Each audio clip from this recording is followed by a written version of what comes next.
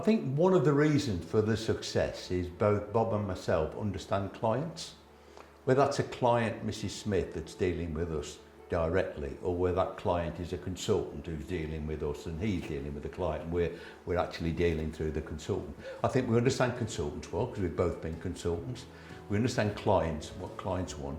And I don't think you can be successful in today's era unless the client is at the forefront of everything you do. I just simplify them. There's a lot of mystique in the legal and accountancy world, the legislation relating to this. You can bring it down to bolts and nuts and bolts and just say, well, these are all individual moving components. This is how they work together.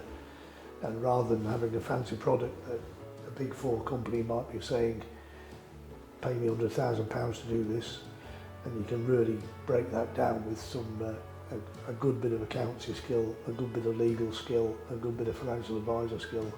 If you can get those three little disciplines together, then that will solve most problems for clients. For other professionals, which are accountants, solicitors, everything else, if they haven't got the internal expertise in the area, we provide that internal expertise. We'll go in and become a partner. Yes, we developed our own software, and we maybe didn't think we were going to develop it as far as we can, but we bought the company that put our software together.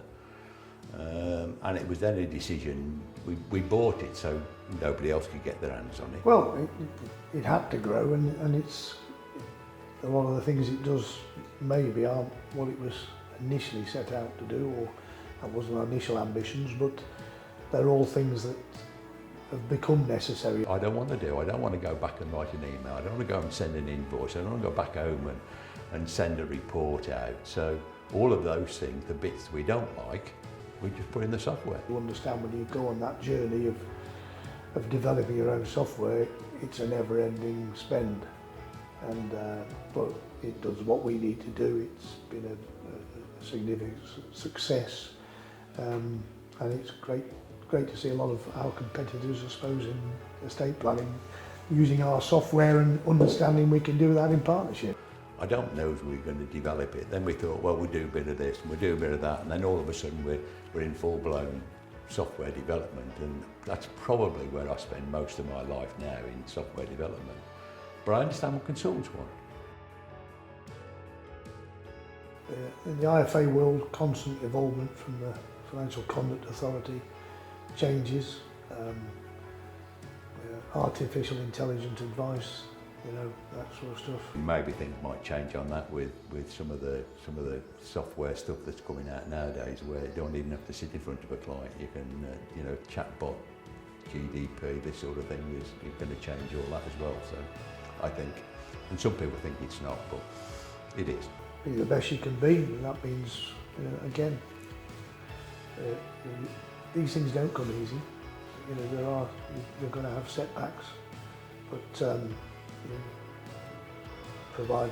provide good knowledge and expect to work hard to get a good standard of living and to develop. You've got to learn from successes, but also learn from mistakes. It's about risk.